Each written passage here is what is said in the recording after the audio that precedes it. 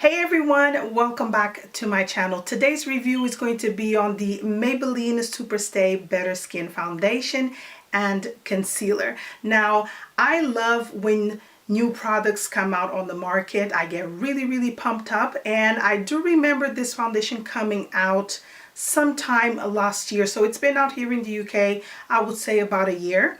And recently it kind of like blown up a little bit on YouTube because it's been released overseas maybe a couple of months ago, like American stuff like that. So a lot of people are trying this out. The reason why I didn't buy it straight away when I saw it is because I actually thought they've repackaged the foundation. I didn't think it was something new. I just thought it's Superstay. It's the same foundation that's been out for ages. I've never tried that one, but I actually thought they repackaged. But once I started reading a little bit more about the foundation, I started getting a little bit more curious because the concept behind this foundation or this line is completely different from any drugstore product I've ever tried or seen. This foundation is supposed to clear your skin in about 3 weeks.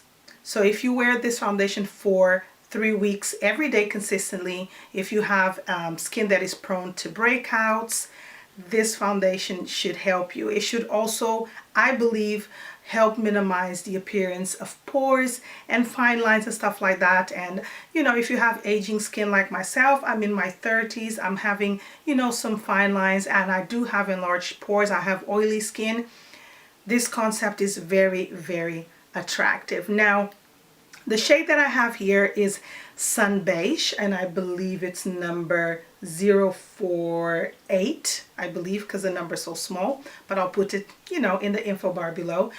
And this is one of the darkest shades I've seen available at the drugstore. And I'm an NC30 to NC35 at the moment, and this is Sun Beige, and it looks like it's on the display it just looked like it was the darkest shade. Now, there's only 8 shades available here in the UK, and I always say this, it's not enough because there's pale skins here, there's deeper skin tones, and then there's the middle range. We're not all just middle range, you know what I mean? We're a mixture of colors. So on the Boots website, it actually says that better skin reduces the appearance of visible effects of stress, including bumps, dullness, and redness. The formula is suitable for sensitive skin. It contains no perfume, and it's supposed to be oil-free. I believe it also has SPF of 20. It does, because it says here at the front. But one thing that got me really curious and a little bit confused is that the UK version has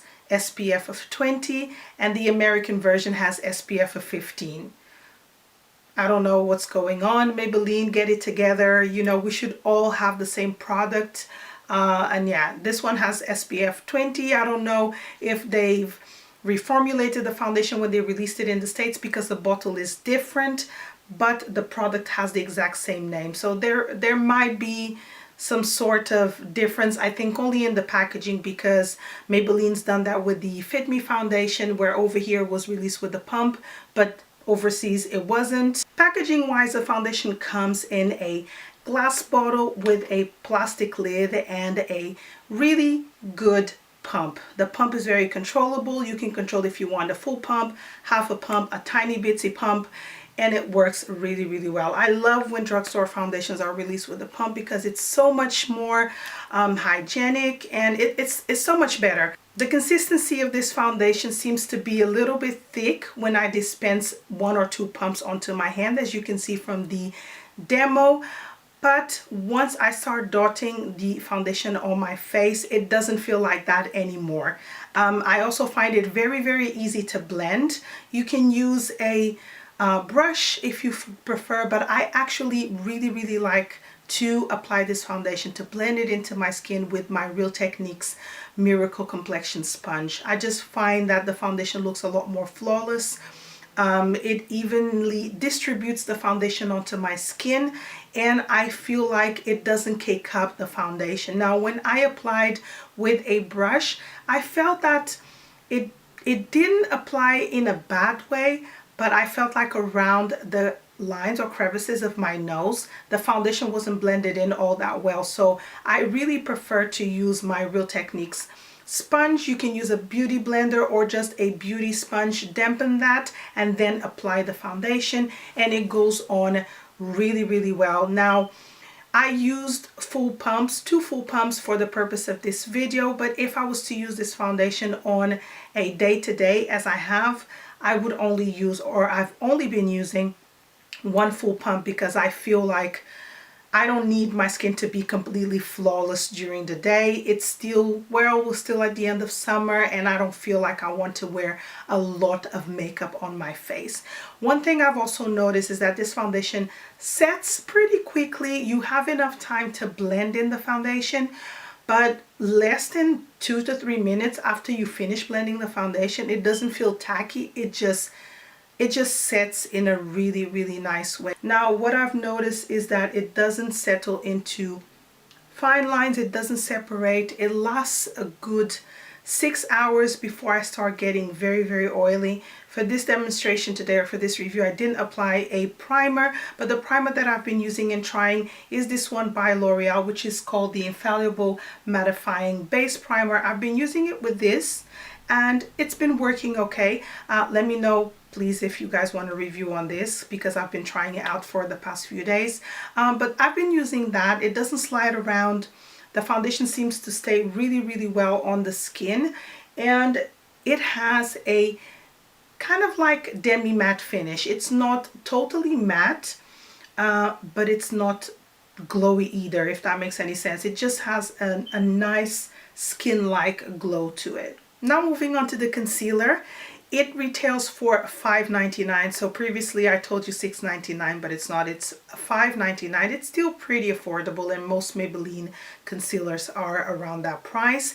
It only comes in 2 available shades. Unfortunately, here you have light and medium, and I got the medium shade because I thought that the light shade was a little bit too pale for me.